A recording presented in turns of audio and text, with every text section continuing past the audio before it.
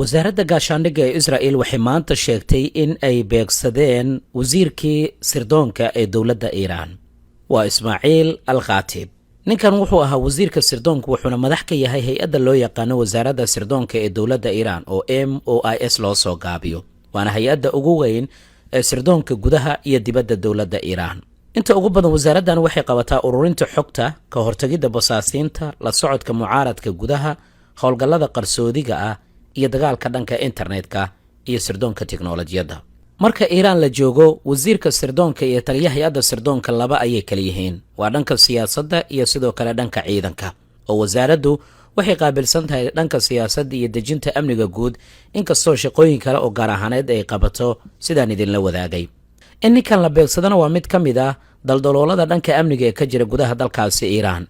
hay-adaha amniga ee Israa'iil ayaa shaaca ka qaaday inay sidoo kale ay beegsadeen goobo muhiim ah oo ku yaala gudaha dalkaasi Iiraan. dhinaca kalena arrintan waxay keentay inay jawaab adag ay bixiyaan Iiraan iyo Xisbullah, waxaana maanta si wada jira mar kale u qaadeen weerarkii ugu cuslaa oo laga fuliyo koonfurta iyo bartamaha Israa'iil. sheegashadan ayaa waxay kusoo beegmaysaa xilli dowladda Iiraan dhankeeda ay sheegtay inay daldaleen mid ka mid a basaasiintii ugu muhiimsanaa oo la shaqaynaya hay-adda sirdoon ee Israa'iil ee Mossad. dhinaca kalena Israa'iil ayaa shaaca ka qaaday in awood dhammaystiran ay siin doonaan ciidanka Israa'iiliyiinta ee howlgalka dhanka dhulka ka fulinaya dhanka iyo Xisbullah. waa weerarkii saddexaad oo Israa'iil ay ka fulisay gudaha dalkaasi Iiraan, isla markaana mas-uuliyadda ay ku sheeganayaan iyaga oo beegsanaya mas-uuliyiin sarsare oo xilal ka hayay dalkaasi Iiraan. maanta ayaa sidaan oo kale gantaalo waxaa lagu garaacay xaafado ku yaala dhanka iyo magaalada Bushehr, halkaasoo la diiwaangelinayo khasaare xooggan. waxyaabaha ka soo kordha waan kula wadaagi doonaa. dowladda Iiraan haddii ay jawaab rasmi arrintan ka soo bixisana waan arkaynaa insha Allah.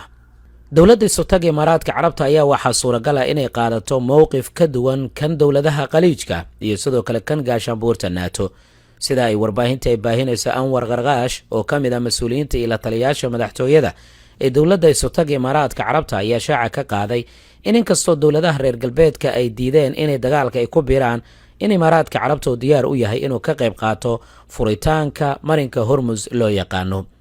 arrintan waxay ka dhigaysaa Imaaraadka Carabta marka mid ka duwan dhammaan dalalka kale sida ay warbaahintu ay baahinayso, waana dalka kaliya ee loo arki karayo inuu iskii u soo bandhigay in uu qayb uu ka noqdo qorshaha furitaanka ee marinka Hormuz. marinkan waxaa dowladaha Imaaraadka Carabta iyo Khaliijkaba kaga soo gudba in ka badan 80 waxyaabaha quutul daruuriga ee ay isticmaalaan dowladaha Carabta. su-aasha la isweydiinayaan waxay tahay mowqifka Imaaraadka Carabta iyo waxyaabaha ku qasbay Imaaraadka inuu iskii u soo bandhigo qorshahan, inkastoo qoraalka uu barta Twitterka uu ku daabacay Anwar Gargaash. Imaaraadka Carabta maduqeymaha joogtada ee dhanka Iiraan ka imaanaya ayaa ka keenay go'aankan inay qaataan garoomo, saldhigyo iyo xarumo kale oo lagu soo saaro shidaalka ayaa waxyeello ay soo gaartay inta dowladda Iiraan ay duqeynaysa Imaaraadka. in ka badan inta Israa'iil lagu weeraray diyaarada daroonisana waxaa la sheegay in Imaaraadka Carabta lagu weeraray dhaqaalihii iyo dalxiiska ayana arrintan saameyn ku yeelatay, waxaana laga baqayaa tani inay khatarta ay sii kordhiso. dowladaha gaashaanbuurta NATO waxay si cad u diideen dagaalka dhanka Hormuz inay ku biiraan. Trumpna wuxuu wajahayay go'doon siyaasadeed. xulafadii saaxiibada dhowla ahaana way kasii fogaanayeen muddooyinkii ugu dambeeyey. dowladaha Carabta qaarkood ayaana laga baqayaa inay go'aan ay qaataan. tanina waxay muujinaysaa isbeddel weyn oo ku imaanaya siyaasadda caalamka, isbahaysiyada militariga iyo nidaamka awoodda ee dunida. maxaa yeelay isbahaysiga shalay saaxiibka ahaa ee howlgallada wadajirka fulin jiray maanta waxaad moodaa inay ka kala dhuumanayaan ka qaybgalka dagaal ka dhana dowladda Iiraan. waan arki doonaa arrimaan waxyaabaha ka soo kordha. dhinaca kalena xukuumadda Riyaad ayaa martigelinaysa sida la sheegay kulan ay isugu imaanayaan dowladaha Carabta iyo Islaamka si looga wada hadlo xaaladda gobolka. wasaaradda arrimaha dibadda ee dowladda Sacuudiga ayaa ku dhawaaqday caawa in ay kulan isugu imaanayaan qaar ka mid ah golaha wasiirada. kulankan oo ay ka qayb galayaan wasiirada arrimaha dibadda ee qaar ka mid ah dowladaha Carabta iyo Islaamka waxaa diiradda lagu saari doonaa taageerada iyo amniga guud ahaan ee dhanka gobolka iyo sidii xasiloonida looga qayb qaadan lahaa. waxaana la isweydiinayaa suuragalnimada in la qaato go'aan midaysan oo ka dhana dowladda Iiraan ama in ugu yaraan la qaato go'aan wadada diblomaasiyadda lagu furi karayo. wasaaradda arrimaha dibadda ee dowladda Sacuudiga ayaa sheegtay kulankan inuu imaanayo xilli wada hadal iyo sidoo kale la tashiyo kala duwan ay dhex marayaan madaxda dowladaha Carabta.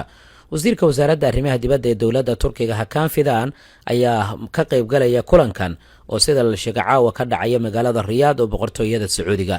waxaa kulankan uu kusoo beegmaya iyadoo weli dagaal uu jiro kaasoo soo bilowday 28 February kadib markii israa'iil iyo maraykanka ay weerar wadajir ay ku qaadeen magaalada tehraan.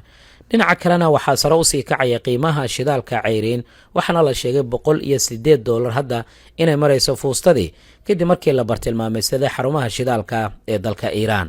waxaa laga baqayaa shidaalka inuu intaa uu kasii bato. dhinaca kale dowladda ruushka ayaa markii ugu horreysay waxa ay ka hadashay macluumaadka ku saabsan ruushka inuu taageero uu siiyo dowladda iiraan, si gaar ahaaneed sawirada dhanka satellite-ka.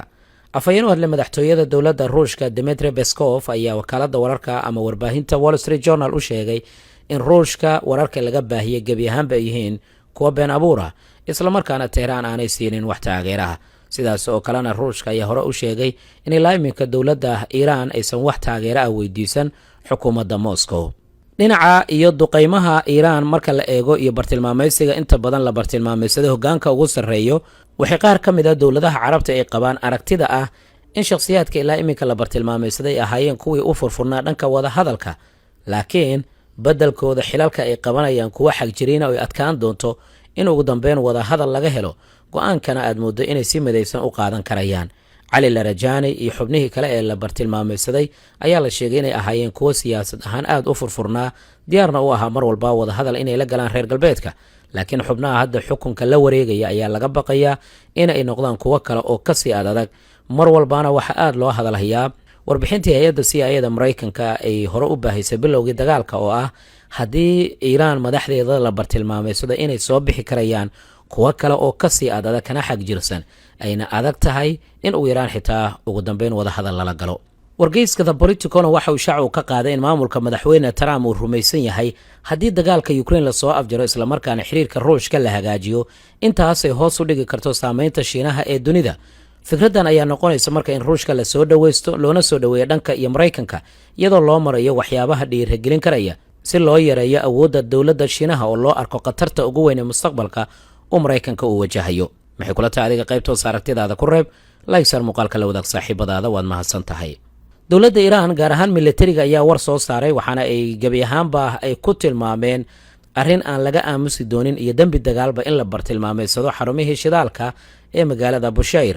goobaha rayidka in la bartilmaameysadana sidaas oo kale waxay ku tilmaameen dembi Israa'iiliyiinta ay galayaan.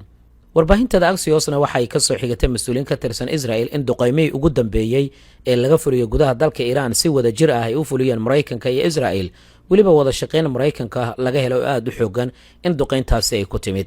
waan arki doonaa arrimahan waxyaabaha ka soo kordha xaaladdu way adag tahay, wax walbaana waan kula wadaagi doonaa insha Allah.